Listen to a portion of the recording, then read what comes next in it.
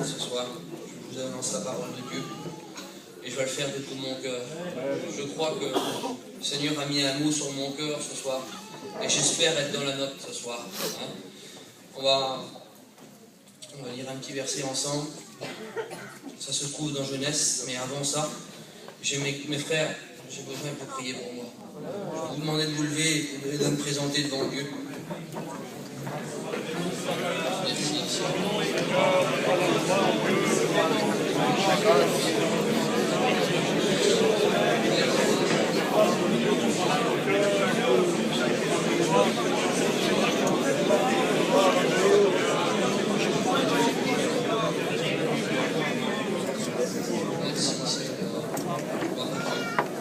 Dieu soit béni.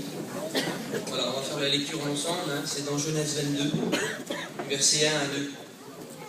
Après ces choses, Dieu mit à Abraham à l'épreuve et lui dit, Abraham, il me répondit, me voici. Prends ton fils, ton unique, celui que tu aimes, Isaac, va-t'en au pays de Morija et offre-le en holocauste. Seigneur, comment ça a dû être dur pour Abraham? Comment que dans son cœur, Seigneur, ça a dû être? Comment ça a dû être pour Abraham? Regardez, je continue la lecture un petit peu plus bas, au verset 6. Abraham prit le bois pour l'holocauste, le chargea sur son fils, et porta dans sa main le feu et le couteau, et ils marchaient tous deux ensemble. Alors Isaac parla à Abraham, son père, dit, mon père, il me répondit, me voici, mon fils. Isaac reprit, voici le feu et le bois, mais où est l'agneau? Seigneur, comment que ça a dû être dans le cœur d'Abraham? Comment que son cœur devait se déchirer, Seigneur Jésus? Quelle obéissance de cet homme-là. Et j'ai un petit thème de mon message ce soir, c'est sur l'obéissance à Dieu. Quelle obéissance qu'il avait cet homme-là. On va aller un petit peu plus loin ensemble, et je vais vous lire un autre texte ensemble. Regardez ce qu'il est dit dans 1 Samuel 15, verset 22. C'est dans l'obéissance à la voix de l'Éternel. Voici, l'obéissance vaut mieux que tous les sacrifices. Seigneur, des fois on peut faire plein de choses pour Dieu, mais si on n'obéit pas, si on n'a pas l'obéissance à Dieu, ben ça ne sert à rien de faire des sacrifices. Il faut être obéissant à sa voix. Que Dieu soit béni. Gloire à Dieu. Amen. On va aller plus loin encore. Regardez un autre texte ensemble. Ça se trouve dans Psaume 103, verset 20. Exécutez ses ordres en obéissant à la voix de sa parole.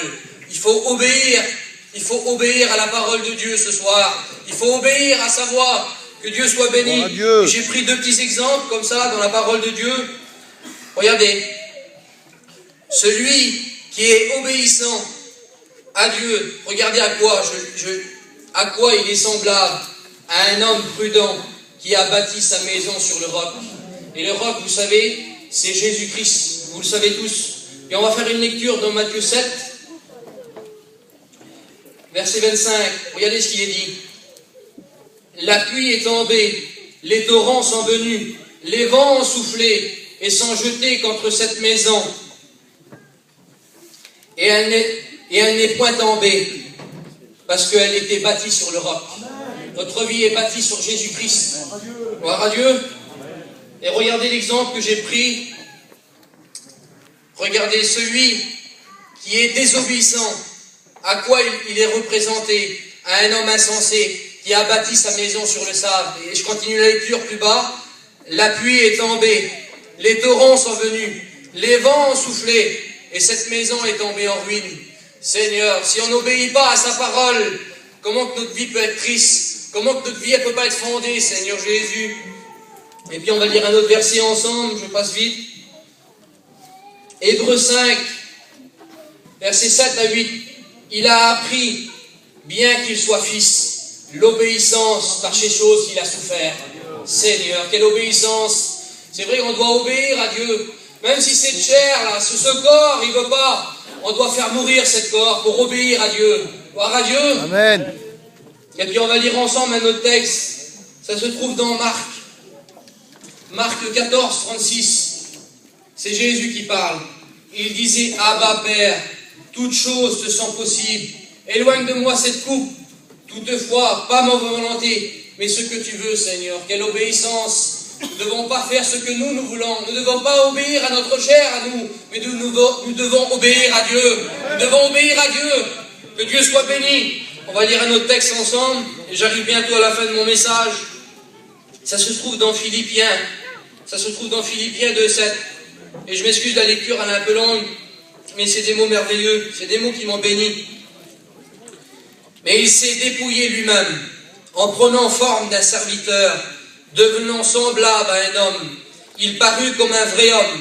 Il s'est humilié lui-même, se rendant obéissant jusqu'à la mort de la croix. Quelle obéissance, Seigneur. C'est pourquoi aussi Dieu l'a souverainement élevé et lui a donné le nom qui est au-dessus de tous les noms, afin qu'au nom de Jésus-Christ, tout genou fléchisse, dans les cieux et sur la terre, et que toute langue confesse que Jésus-Christ est le Seigneur, et la gloire de Dieu le Père. Ainsi, bien-aimés, comme vous avez toujours obéi, mettez en œuvre votre salut avec crainte et tremblement, non seulement comme en ma présence, mais bien encore maintenant parce que je suis absent. Et je termine la lecture. Car c'est Dieu qui produit en vous le vouloir et le faire, selon son bon plaisir. Faites toutes choses sans murmure. Pour travailler pour le Seigneur, il ne faut pas murmurer. Et sans hésitation, mes frères, vous savez les temps qu'on vit, il ne faut pas hésiter. Il faut foncer pour le Seigneur. Comment on va sortir de là? Moi, ce que je me tracasse, mon tracas que j'ai, Seigneur, m'excuse pour mon oncle qui est là, il nous a appris bien l'Apocalypse et tout ça. Mais c'est pas la marque de la bête, c'est pas les sceaux et tout ça. Parce que nous, comme il dit mon oncle, c'est un rap. L'église est enlevée là. C'est pas ça qui me tracasse, moi. C'est ceux qui sont perdus dehors. C'est les rétrogrades. Mon désir, moi, c'est qu'ils revenant à Dieu. C'est ça qui me tracasse. Gloire au Seigneur. Et regardez ce qu'il est dit un peu plus bas.